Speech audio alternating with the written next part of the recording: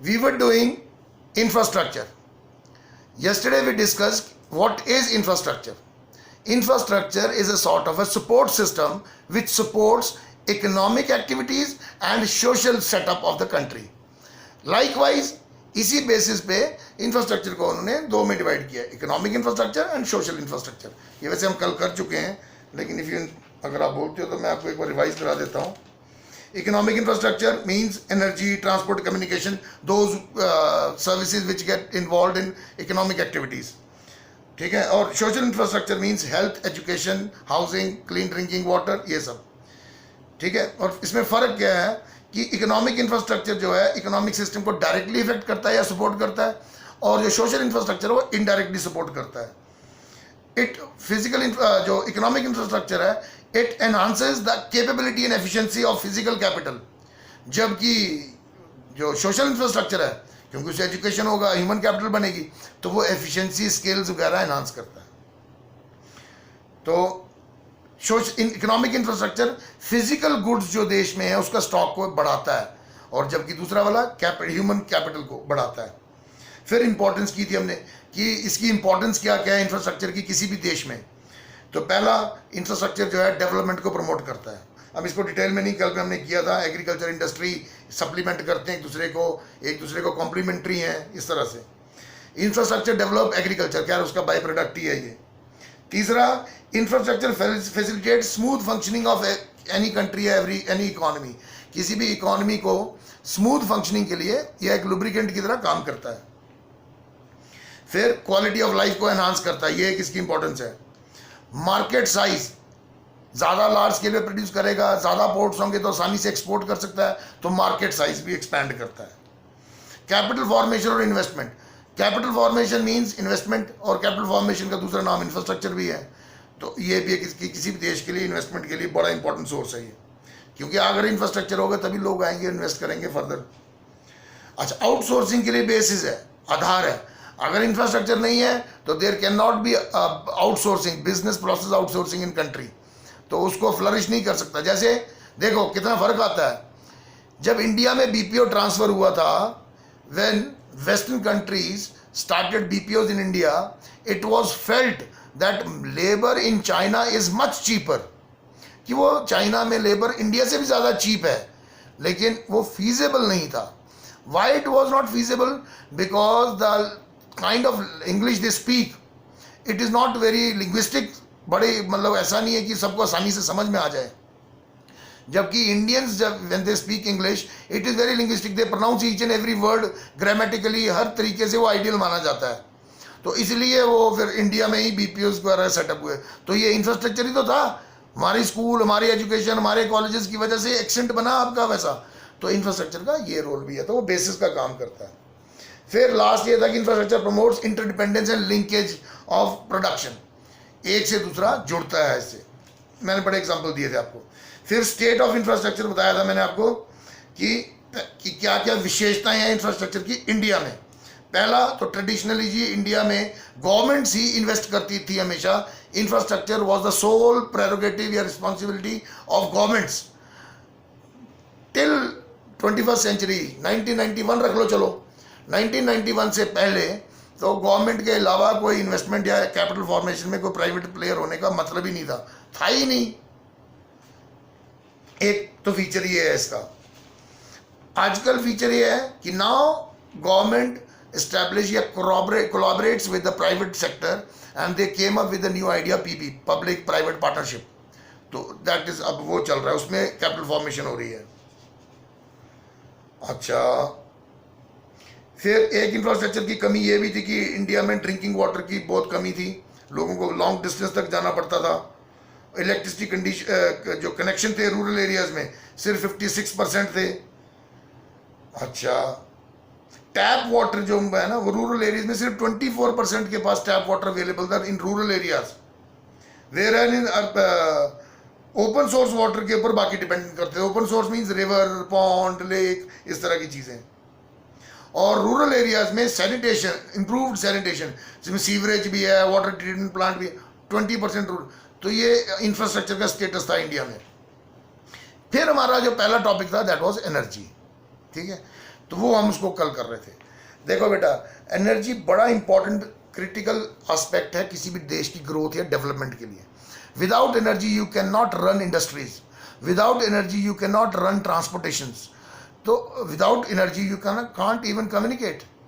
तो एनर्जी के अलग अलग सोर्सेज हैं, लेकिन एनर्जी एक बहुत इंपॉर्टेंट पार्ट है आजकल मॉडर्न डे। जैसे हो सकता है आने वाले टाइम में और 20 साल के बाद स्पेस टेक्नोलॉजी बहुत पिवटल रोल प्ले करे, या न्यूक्लियर इस तरह की चीज़ें भी आए, लेकिन अभी फिलहाल पिछले 10-20-50 सालों से और अभी भी एनर्जी का बहुत पिवटल रोल है, बहुत प्राइम रोल है इसका। चाहे वो लार्ज स्केल एग्रीकल्चर पे हो, तब भी एनर्जी पे बेस्ड होती है लार्ज स्केल एग्रीकल्चर। आपने कभी किसी ने सोचा, did you ever think any of you, कि ऐसा क्यों है कि इंडिया में फार्मर या साउथ ईस्ट एशिया कंट्री में फार्मर्स फटे हाल होते हैं, ऐसे बुरे हालात, और they always line as lower strata of the society. लेकिन जो वेस्टर्न फार्मर्स हैं यूरोप के या अमेरिका के, they are very well off. It is all because of scale of production, and scale of production happens only when you have ample opportunities, ample resources to be applied। तो उसके लिए तो energy इसमें बड़ा important part है। तो ये चीज़ें फ़र्क डालती हैं। फिर हमने किया था एनर्जी को, उन्होंने कन्वेंशनल, नॉन कन्वेंशनल, कमर्शियल और नॉन कमर्शियल, आप जैसे मर्जी कह लो। जो कन्वेंशनल है वो ज़्यादातर कमर्शियल है, कुछ सोर्सेज नॉन कन्वेंशनल के भी आजकल वैसे कमर्शियल हैं, हम अलग अलग ही कर लेते हैं। देखो, कमर्शियल सोर्सेज कमर्शियल सोर्स वो होगा, कमर्शियल वैल्यू ही उसकी होगी those resources which are limited in availability, जो उपलब्धता में सीमित हैं, उन्हीं की इकोनॉमिक वैल्यू होती है। तभी तो देखो राजस्थान में रेत फ्री है, यहाँ पे 8,000 रुपये का ट्रक आता है, ट्रक क्या वो 200 स्क्वायर फीट, तो आगे ना जहाँ पे स्केर्सिटी है वहाँ पे उसकी इकोनॉमिक वैल्यू ज़्यादा है। तो वही फंडा है, कमर्शियल वही सोर्सेज हैं जो अबंडेंस स्केर्स हैं, और नॉन कमर्शियल वो सोर्सेज हैं जो थोड़े अबंडेंट हैं। जैसे commercial sources agriculture, industry, service, तीनों में यूज होते हैं, कोल, पेट्रोलियम, इलेक्ट्रिसिटी, जिनका दाम है, जिनका पैसा है। और नॉन कमर्शियल सोर्सेज ज़्यादातर रूरल एरियाज में और डोमेस्टिक यूज के लिए होते हैं, हाउस होल्ड या डोमेस्टिक कंजम्पशन के लिए, जैसे कि cow dung, agriculture waste, food waste, इस तरह की चीज़ें। फिर जो एक डिफरेंस ये है कि कमर्शियल जो है उनकी इकोनॉमिक वैल्यू है, मतलब they are bought and sold. जो नॉन कमर्शियल है they are not being bought and sold, बेचे या खरीदे नहीं जाते, लेकिन फिर भी अगर उनकी कहीं लोकल मार्केट होती है, लोकली रूरल में, तो वेरी नॉमिनल रेट्स पे होती है। जो कमर्शियल सोर्सेज हैं वो ज़्यादातर इंडस्ट्रियल यूज़ के लिए होते हैं या लार्ज स्केल एग्रीकल्चर प्रोडक्शन के लिए होते हैं, लेकिन जो नॉन कमर्शियल सोर्सेज होते हैं वो ज़्यादातर डोमेस्टिक यूज़ के लिए होते हैं। और जो कमर्शियल सोर्सेज हैं they are exhaustible, they will exhaust one day, and non commercial sources revive, वो अपने आप को वापस जिंदा कर लेते हैं। दूसरा था कन्वेंशनल, नॉन कन्वेंशनल। कन्वेंशनल का मतलब होता है पारंपरिक या ट्रेडिशनल, नॉन कन्वेंशनल हो गया उसका आधुनिक। तो कन्वेंशनल सोर्सेज ऑफ एनर्जी, कोयला, लकड़ी, पेट्रोलियम, नेचुरल गैस, ये सब जो पहले से 50-100 साल से यूज़ हो रहे हैं। और नॉन कन्वेंशनल सोर्सेज वो दूसरे आ गए जो इन्वायरमेंट फ्रेंडली होते हैं, hydro electricity, tidal electricity, wind energy, इस तरह के जो वो नॉन कन्वेंशनल सोर्सेज आ गए। अभी इसमें आप डिफ्रेंशिएट भी कर सकते हो, क्योंकि जो कन्वेंशनल सोर्सेज हैं वो पेरिशेबल हैं, एग्जॉस्टेबल हैं, ख़त्म हो सकते हैं एक दिन। और जो नॉन कन्वेंशनल सोर्सेज हैं दे आर रीन्यूएबल। आप नॉन रिन्यूएबल रिन्यूएबल भी कह सकते हो, एग्जॉस्टेबल और नॉन एग्जॉस्टेबल वर्ड भी यूज़ कर सकते हो, जो भी आप जिसमें भी आप कंफर्टेबल फील करें आप वैसा लिख सकते हो। तीसरा डिफरेंस ये है कि जो कन्वेंशनल सोर्सेज हैं, पारंपरिक सोर्सेज हैं, वो लिमिटेड हैं और वो रिवाइव करते हैं, मतलब अपने आप को पुनर्जीवित कर लेते हैं। पर ऐसे कह सकते हैं कि वो स्केर्स हैं या वो अबंडेंट है, ऐसा कह लो उसको। फिर एक डिफरेंस ये आ गया उनकी कॉस्ट का कि दे आर कॉस्टली और they are comparatively less costly. फिर main source of energy, energy के मेन सोर्स, पहला कोल। अब इसका थोड़ा सा डाटा भी है आपको, मेरे पास लेटेस्ट वाला डाटा भी है, अगर कोई लिखना चाहता है। कन्वेंशनल सोर्सेज में सबसे पहला है coal. In 1950-51 the coal production in India was 328 lakh ton, 328 lakh ton. 52, 53, 50, 51 में, मतलब पहला हमारा फर्स्ट 5 ईयर प्लान जब बना था। और 2017-18 में 17-18 में 2 साल पहले इट वाज 6764 लाख टन। कितने टाइम्स हो गया ये? 100 टाइम्स क्या, उससे ज़्यादा ही हो गया। तो इतना इंक्रीज हुआ कोल का कंजम्पशन हमारे देश में। और जो टोटल एनर्जी की प्रोडक्शन होती है उसमें 67% कॉन्ट्रीब्यूशन कोल का ही है। मैं आपको एक बात बताता हूँ, क्योंकि आपको रेलेवेंस कंपैरिजन में याद रहने में आसानी हो जाएगी। इंडिया में सबसे ज़्यादा बिजली बनती है थर्मल पावर, एनटीपीसी बनाता है, नेशनल थर्मल पावर कॉरपोरेशन, और ये बनाता है कोल से। और ये इसलिए बना रहा है बहुत सारे कंट्रीज, एशिया में चाइना भी, पाकिस्तान भी, क्योंकि यहाँ पे कोल के रिजर्व्स बहुत हैं, कोयले के रिजर्व्स यहाँ बहुत हैं। तो इसलिए हमारे, जबकि इंडिया में रिवर्स का नेटवर्क, पूरी दुनिया में कोई ऐसा कंट्री नहीं है जिसके पास इतने रिवर सिस्टम्स हैं। और रिवर सिस्टम ही नहीं, हमारे पास पेरेनियल रिवर्स हैं जो पूरा साल जिनमें एक जैसा पानी रहता है, क्योंकि हिमालयन रिवर्स हैं। ऊपर से मानसून कंट्री है हम, तो हमारा साइकिल जो है वो कंप्लीट साइकिल हमारा इक्वेटर के और उसके बीच में ही हो जाता है पूरा। हमारे यहाँ पर इंडिया में कितनी ही कंपनियों ने, मल्टीनेशनल कंपनियों ने ऑफर दिया है कि आप हमें रिवर्स के लिए, आप हमें डैम्स बनाने दो, हम इलेक्ट्रिसिटी प्रोड्यूस करके पूरे एशिया में नेटवर्क बिछाएंगे बिजली बेचने का। लेकिन लैक ऑफ इंफ्रास्ट्रक्चर, हमारे पास इतना वो है नहीं है, टेक्नोलॉजी भी नहीं थी पहले। तो मैं आपको बता देता हूँ, इंडिया में J&K के बता देता हूँ जो मेरे को अच्छी तरह से पता है। 3-4 डैम है, सभी फॉरेन कोलैबोरेशन से बने। जो किश्तवाड़ में दूलस्ती है, फ्रेंच कोलैबोरेशन से बना। जो वो है उड़ीसीवल है, वो स्वीडन की इससे बना। ठीक है, ये चनाब वाला बना, ये किसी और, इस तरह से कोलैबोरेट करके कंट्रीज। हमारे यहाँ तो इंफ्रास्ट्रक्चर की कमी है, तो इसीलिए हाइड्रो पावर का कॉन्ट्रीब्यूशन भी है, लेकिन उसका मेरे ख्याल 20-25 के इसके आसपास ही होगा कहीं पे। उसका कंट्रीब्यूशन बहुत कम है इलेक्ट्रिसिटी में, हाइड्रो इलेक्ट्रिसिटी का। कहीं मैंने देखा था, कहीं पढ़ा था किसी बुक में, hydro power account for nearly 14%, 14%, जबकि कितना रिवर नेटवर्क है हमारा। और जबकि थर्मल पावर का कितना है, 67%। खैर दोनों बुक्स में सेम ही है, 67% कॉन्ट्रीब्यूशन है हमारा। तो ये पहला सोर्स है हमारा कन्वेंशनल सोर्स, कोल। और एस्टिमेट्स क्या है इंडिया के, what is the estimated reserve of coal in India? 319 billion tons. ये एज ऑन 31 मार्च 2018, हम 20 में हैं, ये लेटेस्ट डाटा यही मिला मेरे को, लेटेस्ट बुक यही मिली। ऐसे तो 3-4 बुक्स हैं, लेकिन जो मेरे को जिसमें सबसे कंपैरेटिवली ठीक लगा मैंने तभी वही चूज़ की है। तो ये 18 का डाटा है। 31 मार्च 2018 तक हमारे पर रिजर्व थे 319 बिलियन टन्स। ये कुछ डाटा है, थोड़ा आपको पता होना चाहिए। तो ये आ गया हमारा पहला सोर्स। और ये ज़्यादातर कहाँ यूज़ होता है? कोल डोमेस्टिक प्रोडक्शन में भी यूज़ होता है, लेकिन ज़्यादातर थर्मल पावर कॉर्पोरेशन में, या फिर कहीं पे किसी इंडस्ट्री में, जैसे आयरन एंड स्टील इंडस्ट्री होगी, जो हैवी इंडस्ट्रीज है, सीमेंट इंडस्ट्री होगी, उनमें एज ए फ्यूल ये यूज़ होता है कोयला ही, क्योंकि चीप है ना। अच्छा, एक ये कोल का, और ट्रेन्स भी चलती हैं। अभी तो हम ट्रांसफॉर्म हो गए भी, पहले हम कोयले पे चलते थे, स्टीम पे, वो स्टीम के लिए भी कोयला यूज़ होता था। उसके बाद फिर हम आ गए डीजल पे, अब आ गए हमें इलेक्ट्रिसिटी पे। अब हमारा इलेक्ट्रिसिटी पे चलती है ट्रेन सारी। लेकिन ज़्यादातर cement, steel plants, railways, fertiliser factories, इनमें हमारा ये मेन यूज़ होता है कोल। दूसरा है पेट्रोलियम। अब पेट्रोलियम में देखो बेटा, मैं आपको एक बताता हूँ बात। इंडिया में oil production, petroleum production almost is stagnant, ना हम उसको बढ़ाते हैं। ये कितना है पता है? 36 to 38 मिलियन टन्स 8 ईयर में, 2010 से लेकर 2018 के बीच में हम एक कांस्टेंट स्पीड में बढ़ रहे हैं। और ये क्यों कर रहे हैं? हर देश कर रहा है।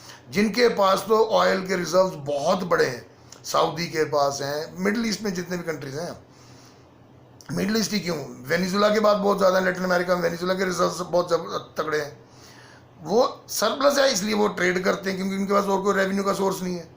लेकिन हमारी कंट्री में एक्सपोर्ट में हमारे पास एग्रीकल्चर स्पोर्ट्स भी है, फिनिश गुड्स भी हैं, बड़ा कुछ एक्सपोर्ट करते हैं, तो हमने अपनी प्रोडक्शन रोक के रखी है, ज़्यादातर हम इंपोर्ट करते हैं।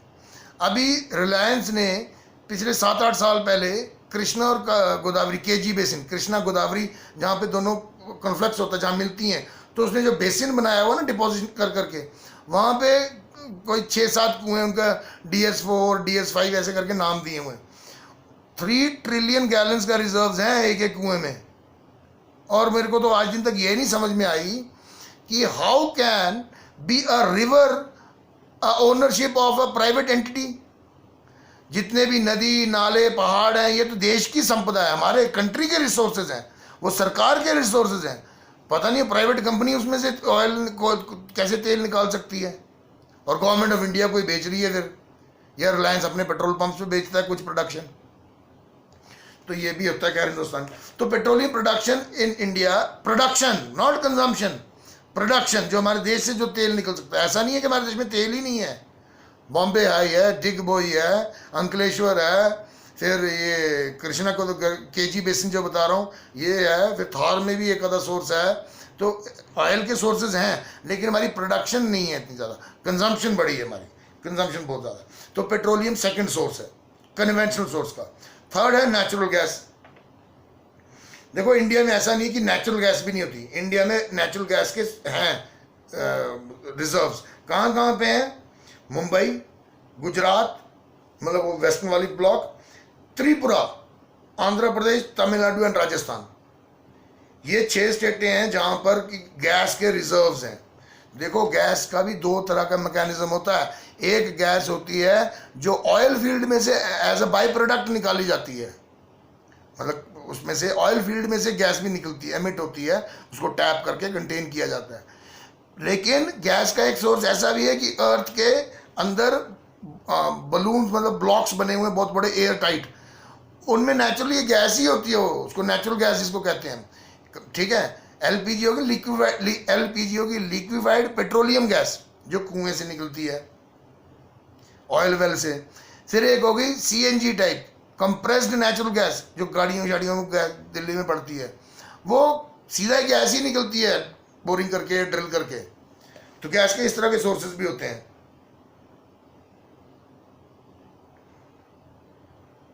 और गैस जो नेचुरल गैस है, it is also use as a raw material in fertiliser industry.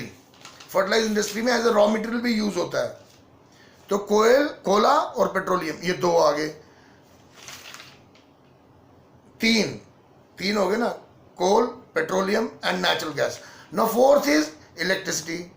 3 तरह की इलेक्ट्रिसिटी है, थर्मल, हाइड्रो, एटॉमिक, जो लार्ज स्केल में जो ट्रेड हो रहा है, जो बन रही है और जो चल रही है। ऐसे तो सोलर भी है, पावर इलेक्ट्रिसिटी प्रोड्यूस की जाती है, ऐसे तो जियो थर्मल भी है, ऐसे तो टाइडल भी है, विंड भी इलेक्ट्रिसिटी में कन्वर्ट करता है। तो वो तो और भी सोर्सेज हैं, लेकिन जो मेन सोर्सेज हैं वो हमारे यही हैं, हाइड्रो, थर्मल और एटॉमिक या न्यूक्लियर पावर जिसको हम कहते हैं। अभी हम साथ में हम कन्वेंशनल पढ़ रहे हैं, कन्वेंशनल में तो यही है ना। नॉन कन्वेंशनल में आप बोल सकते हो सोलर एनर्जी, विंड एनर्जी, वो नॉन कन्वेंशनल ही है सारे। फिर ये बायोमास जिसे बायोगैस बोलते हैं जिससे। फिर जियोथर्मल क्या होती है? आपने देखा होगा जैसे मणिकरण में है, गर्म पानी होता है, वहाँ पे होता है ना कई जगह boiling water, hot water, geysers जिनको कहते हैं, नेचुरल गीजर्स होते हैं जो। वो क्या फंडा होता है असल में? मैंने ज्योग्राफी 6 साल पढ़ाई है 11th और 12th को, और टचवुड 6 सालों में the lowest score the student scored was 89 इन 6 सालों में ज्योग्राफी में। ज्योग्राफी बड़ी इंटरेस्टिंग सब्जेक्ट है, बड़ा टाइम लग जाएगा। देखो अर्थ का जो क्रस्ट है ना, उसके अंदर का जो लेयर है वो मेंटल है, ठीक है, वो मोल्टन फॉर्म में है। मोल्टन फॉर्म में मीन्स हीटेड फॉर्म में, उसी तभी उसमें स्टीम है। जहाँ पे भी अर्थ में क्रैक मिलता है वो एक्सप्लोड कर जाता है, जैसे इंडोनेशिया। और जहाँ तक एक्सप्लोजन है ज़्यादातर हिमालयन बेल्ट में क्यों नहीं आते अर्थ को, सॉरी वॉल्केनोज क्यों नहीं फटते? बाकी देखो इंडोनेशिया है, माउंटेन्स में फट रहे होते हैं, लैटिन अमेरिका में पहाड़ों में ही वॉल्केनो फट रहे होते हैं। क्यों? क्योंकि हिमालयन जो बेल्ट है, एरिया है, वहाँ पे क्रस्ट जो अर्थ का सरफेस ऊपर है, ऊपर का सरफेस है वो ज़्यादा थिक है, तो मेंटल से बहुत दूर है। लेकिन जो जापान है, कोरिया है, इंडोनेशिया है, फिलीपींस है, ये जो पैसिफिक है, क्योंकि पैसिफिक डीपर ओशन है, ज़्यादा डीप है, क्रस्ट में काफ़ी डीप है, उसमें जो आइलैंड्स हैं वो ऑलरेडी वॉल्केनो से बने हुए हैं, तो वहाँ पे वॉल्केनिक एक्टिविटी ज़्यादा है, इसलिए उसको रिंग ऑफ फायर भी कहा जाता है।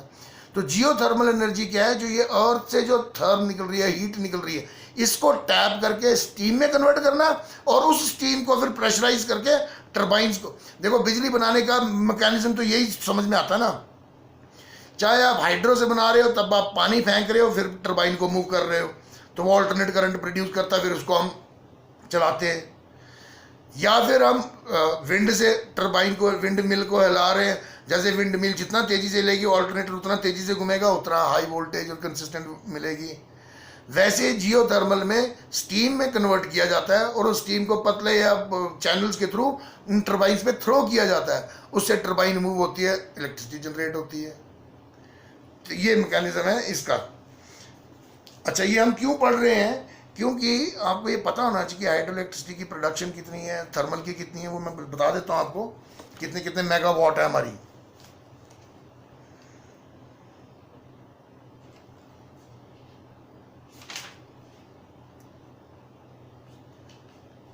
फिर हमारा नॉन कन्वेंशनल सोर्स समझ आया, जियोथर्मल क्या होती है। फिर टाइड्स होती है ना, समुद्र की लहरें इधर को आती है फिर इधर को जाती है, तो उसने उसको ऑस्किलेशन मूवमेंट पे डाल के वो टर्बाइन ही सी मूव की होती है कि इधर जाते टाइम भी वो घुमाती है, और वेव इधर आती है तब भी वो घुमाती है, तो वो उससे वो जो ऑल्टरनेट है वो घूमता रहता है और इलेक्ट्रिसिटी प्रोड्यूस होती है। लेकिन ये उसी जगह हो सकता है जहाँ पे वेव्स की फ्रीक्वेंसी अच्छी हो।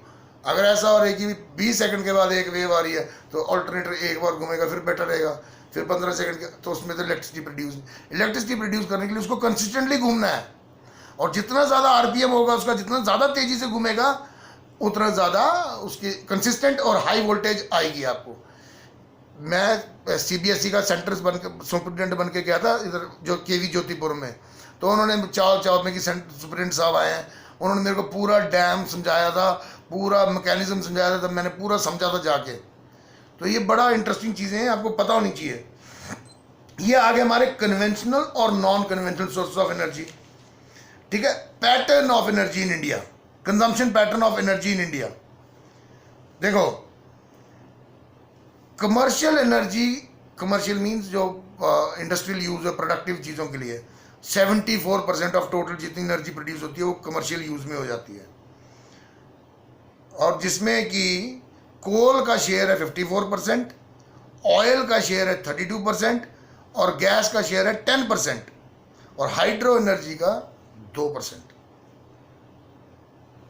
अच्छा, एक टर्मिनोलॉजी और है MTOE। एनर्जी को किस यूनिट में नापा जाए, किस स्केल पे नापा जाए, तो इसको कहा जाता है MTOE, जिसका मतलब million ton of oil equivalent. जैसे अभी हमने इतने मेगावाट बनाई, 20 मेगावाट बिजली बनाई हमने हाइड्रो से, तो 20 मेगावाट अगर हमको जनरेट करनी पड़ती है डीजल से या ऑयल से, तो कितने वर्थ का लगना था, कितने टन या कितने वो लगना था, तो उसका इक्विवेलेंट में इसको नापा जाता है। तो MTOE, million ton of oil equivalent, ये इसका स्केल है, यूनिट है। और पैटर्न का क्या मतलब है कि एनर्जी का परसेंटेज ऑफ यूज अलग अलग क्या है डिफरेंट सोर्स ऑफ एनर्जी में। अब जो कोल है, आपको एक चीज़ और बताता हूँ, 1953-54 में 1/3 था, 30% का शेयर था, जबकि 17-18 में ये 70% से ऊपर पहुंच गया कोल का शेयर।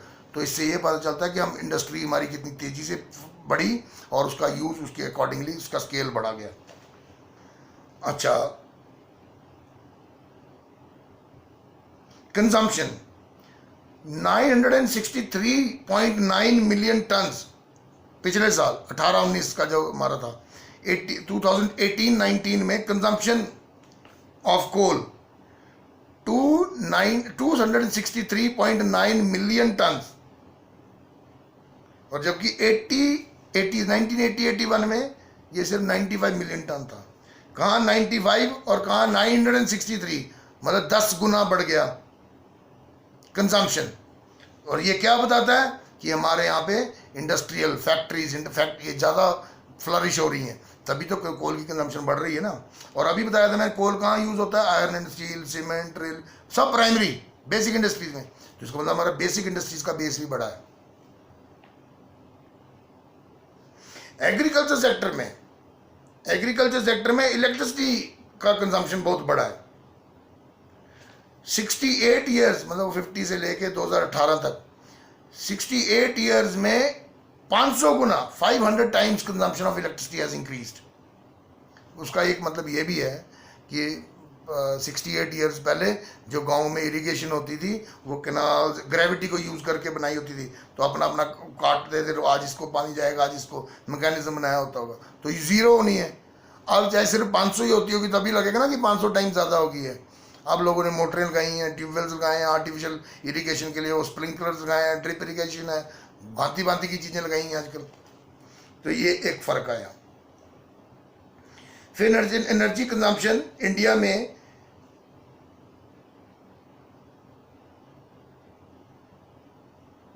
इंडस्ट्रियल सेक्टर ने ही अपनी सुपरमेसी बनाई रखी कंजम्पशन में।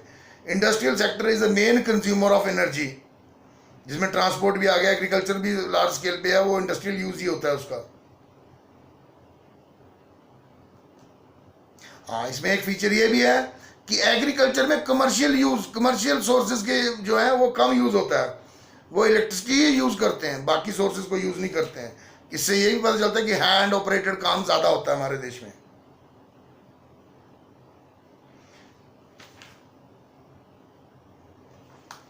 फिर चैलेंजेस है, देखने तो कुछ और इम्पोर्टेंट तो नहीं है।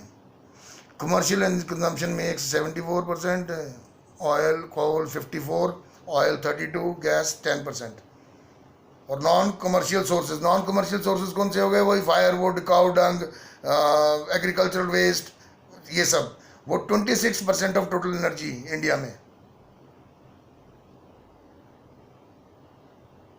एंड वी एक फीचर ये भी है कि वी डिपेंड ऑन इंपोर्ट्स, जो क्रूड ऑयल है वो हम दूसरी कंट्रियों से इंपोर्ट करते हैं।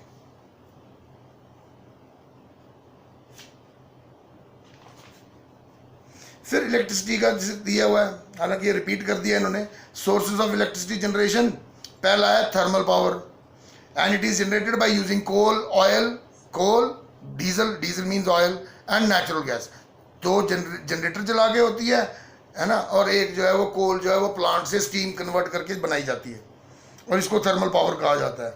और 2017 और 18 में भी हमने देखा it almost contribute 67% of total power generation की कैपेसिटी है। अच्छा, एक ना टर्मिनोलॉजी और है, उसको पता क्या कहा जाता है, PLF, प्लांट लोड फैक्टर। जैसे ये टर्मिनोलॉजी इसलिए बता रहा हूँ क्योंकि इस चैप्टर में से ऑब्जेक्टिव अगर कभी डालना है, MCQ डालना है, तो इस तरह के क्वेश्चन पूछ सकता है ना कि the unit of energy produced is measured in the following units. फिर कुछ भी दे दे आपको कंफ्यूज करने के लिए, कैलोरीज दे दे, या आपको वॉट्स दे दे, या मेगावाट्स दे दे, इस तरह का कंफ्यूज। और एक लिखा हो MTOE, तो आपको पता होगा तो आप उसको चूज करोगे ना, million ton of oil equivalent.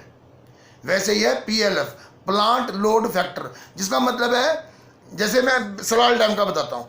Salal dam में 6 टर्बाइनें हैं, 115 मेगावाट एक की प्रोडक्शन है, तो टोटल प्रोड्यूस करने की इसकी कैपेसिटी है 690 मेगावाट। अगर 6 की 6 टर्बाइनें ही चलाएं और पूरी फुल कैपेसिटी पे चलाएं तो पूरी कैपेसिटी 690 मेगावाट प्रोड्यूस करने की है। और उन 4 टर्बाइनों की पावर जाती है जम्मू में, और 2 टर्बाइनों की पावर आती है, 2 टर्बाइनों की पावर जाती है जम्मू में, 4 टर्बाइनों की पावर आती है किशनपुर ग्रिड स्टेशन में। और ये जो हमको पावर आ रही है, बिजली आ रही है, सलाल डैम की ही आ रही है, न्यूरेस्ट हमको वही पड़ता है। तो आपने, मैं बताने पता नहीं क्या रहा, हाँ, प्लांट लोड फैक्टर PLF, मतलब इसका फॉर्मूला है PLF is equal to total electricity generated divided by production capacity. जैसे मान लो अभी न्यूज़ में था 15-20-25 दिन पहले की बात, अभी अगस्त की बात है कि लॉकडाउन के दौरान सलाल डैम ने जब से बना है उसकी सबसे ज़्यादा इलेक्ट्रिसिटी प्रोड्यूस की इस लॉकडाउन के दौरान सलाल डैम ने। और ये कुछ 590 के आसपास की कोई फिगर थी, मेरे को एग्जैक्ट नहीं है, मारूंगा गूगल पे तो सर्च आज मिल जाएगा। ये अभी की न्यूज़ है, अभी की कोई 10-15 दिन। मान लेते हैं उसी को एग्जाम्पल, 590 बनाई मान लो उसने, कि उसने 590 मेगावाट प्रोड्यूस की, तो total electricity generated 590 divided by उसकी असली कैपेसिटी क्या है। अभी बताइए 115 की 6 है, 690, तो 590 डिवाइडेड बाय 690, तो मान लो 0.8 आ रहा है, 0.75 या 78 आ रहा है, वो हो गया PLF, प्लांट लोड फैक्टर। कि किसी भी इलेक्ट्रिसिटी प्रोड्यूस करने का जो प्लांट है, जो प्रोजेक्ट है, जो लगाया हुआ है इन्होंने, उसका PLF क्या है, कितना वो प्रोड्यूस कर रहा है, ये भी याद रखना। ये मेरे को ध्यान में आ गया ना। अच्छा, थर्मल पावर होगी 67% contribution, hydro power 14% contribution as per 2016 data. Latest वाले में उन्होंने इसका दिया नहीं है, हाइड्रो पावर का दिया नहीं है। तो 14% है हाइड्रो इलेक्ट्रिसिटी, और हाइड्रो इलेक्ट्रिसिटी रीन्यूएबल पावर है क्योंकि इकोनॉमिक फ्रेंडली भी है, ठीक है, और लॉन्ग रन में भी एक कैपिटल फॉर्मेशन भी है, तो वो देश के लिए अच्छा ही है। जो NTPC वाले हैं, देखो दूर की छोड़ो, आप रिसेंट पास्ट में आप डिस्कवरी चैनल्स देख लो, न्यूज़ देख लो, अगर कहीं पे भी डिमोलिश हो रही है बड़ी चिमनी, जो न्यूज़ में भी दिखा देते हैं, तो सभी थर्मल पावर प्लांट या न्यूक्लियर पावर प्लांट जो पुराने हैं उन्हीं को डिमोलिश किया जाता है, क्योंकि दे बिकम वर्थलेस। जब उनका एक लाइफ खत्म हो जाए या उसका, तो वो वर्थलेस। लेकिन हाइड्रो पावर के केस में जब आपने एक बार बना दिया डैम, तो वो for the time coming, for बहुत देर तक, वो कई सेंचुरीज तक वो इलेक्ट्रिसिटी प्रोड्यूस करेगा। जैसे केरला में बना हुआ पेरियार रिवर पे बना हुआ पेरियार डैम, वो मेरे ख्याल से कोई 200 साल पुराना डैम है, वो ब्रिटिशर्स से भी उस टाइम का अभी तक है, उसको चला रहे हैं हम। फिर न्यूक्लियर एटॉमिक पावर 2018 के सोर्सेज ओनली 2%, टोटल एनर्जी जितनी प्रोड्यूस की है उसका 2% हमारा उसका कंट्रीब्यूशन है, और जबकि ग्लोबल एवरेज 13% की है न्यूक्लियर पावर की। और हम फ्यूचर में देख इस तरह से रहे हैं, what we are perceiving is कि भाई आने वाला टाइम जो न्यूक्लियर पावर प्लांट, क्योंकि उसमें फ्यूल कम लगता है, लॉन्ग रन है, सिर्फ पानी चाहिए उसको एक। यार अभी तो 4G है भाई, और लिविंग क्लास देखो, ऐसे मत करो यार, हमको भी उतना ही लगता है। फिर challenges, what are the challenges which are faced by the power sector, कि इंडिया का जो इलेक्ट्रिसिटी वाला सेक्टर है, पावर सेक्टर, इसको क्या क्या चैलेंजेस हैं या क्या क्या प्रॉब्लम्स फेस करनी पड़ती हैं। चलो ये कल करेंगे, पावर्स भी हैं, मेजर्स भी हैं। फिर हमारा नेक्स्ट है हेल्थ। तो आपने आज एनर्जी के सोर्सेज, इलेक्ट्रिसिटी के सोर्स, ये क्या पढ़ना है, इसको रीडिंग मार लेना एक बार आप, ठीक है, इसको एक बार रीडिंग मार लेना थॉरो।